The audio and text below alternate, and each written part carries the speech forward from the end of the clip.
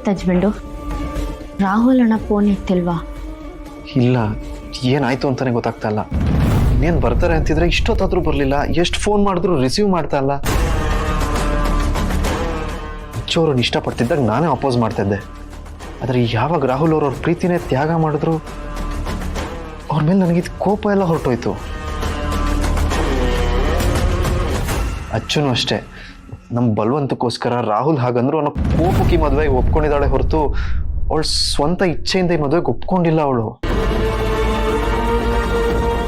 ಆದರೆ ಎಷ್ಟು ಕೇಳಿದ್ರು ಅದನ್ನು ಒಪ್ಕೊಳ್ತಿಲ್ಲ ಅವಳು.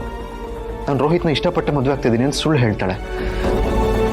ಇಷ್ಟೆಲ್ಲ ಬೆಳವಣಿಗೆಗಳು ಮತ್ತೆ ರಾಹುಲ್ ಅವ್ರು ಯಾಕಿನ್ನೂ ಬಂದಿಲ್ಲ ಅಂತ ಅರ್ಥ ಆಗ್ತಾಯಿಲ್ಲ ನನಗೆ.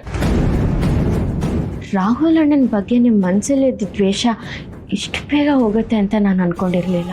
ಪ್ರೀತಿಸೋರ್ನ ದೂರ ಮಾಡೋದು ದೊಡ್ಡ ಪಾಪ ಅಂತ ನೀವು ಒಂದು ಮಾತು ಹೇಳಿದ್ರಲ್ಲ, ಆ ಮಾತು ನನ್ನ ನಿರ್ಧಾರ ತಗೊಳ್ಳೋ ಹಾಗೆ ಮಾಡ್ತು. ಅದಕ್ಕೆ ಅಚ್ಚು ಖುಷಿನೇ ಮುಖ್ಯ ಅನಿಸಿ ಅವಳು ಇಷ್ಟಪಟ್ಟಿರೋ ರಾಹುಲ್ ಅವ್ರ ಜೊತೆ ಅವಳು ಮದುವೆ ಮಾಡ್ಸಕ್ಕೆ ಪ್ರಯತ್ನ ಪಡ್ತಾ ಇದ್ದೀನಿ. ಯೋಚನೆ ಮಾಡಬೇಡಿ ಹಸ್ಬೆಂಡು, ನೀವು ಮಾಡ್ತಿರೋ ಒಳ್ಳೆ ಪ್ರಯತ್ನಕ್ಕೆ ಖಂಡಿತ ಕೈಗೂಡುತ್ತೆ.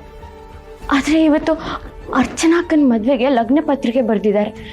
ಮನೆಯವ್ರು ಕೇಳಿದ್ರೆ ಏನು ಹೇಳ್ತೀರಾ? ಎಲ್ರಿಗೂ ಉತ್ತರ ಕೊಡ್ತೀನಿ. ಅಚ್ಚು ರಾಹುಲ್ ಅವ್ರನ್ನ ಮೊದಲಿನ ಥರ ಇಷ್ಟಪಟ್ಟು ಮದುವೆ ಆಗಕ್ಕೆ ಒಪ್ಕೋಬೇಕು. ಹಾಗಾದ್ಮೇಲೆ ಮನೆಯವ್ರನ್ನ ಒಪ್ಸೋದೇನು ದೊಡ್ಡ ವಿಷಯ ಅಲ್ಲ. ರಾಹುಲ್ ಬರಲಿ, ಅಚ್ಚು ಜೊತೆ ಕೂರ್ಸಿ ಮಾತಾಡಿಸ್ತೀನಿ.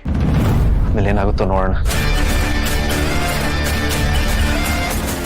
ಅರ್ಚನಾನ ರಾಹುಲಿಂದ ದೂರ ಮಾಡಬೇಕು ಅಂತ ಸೌಂದರ್ಯ ನೋಡ್ತಿದ್ರೆ ಚಿರು ಇಷ್ಟೆಲ್ಲ ನಡೆಸ್ತಿದ್ದಾನಾ?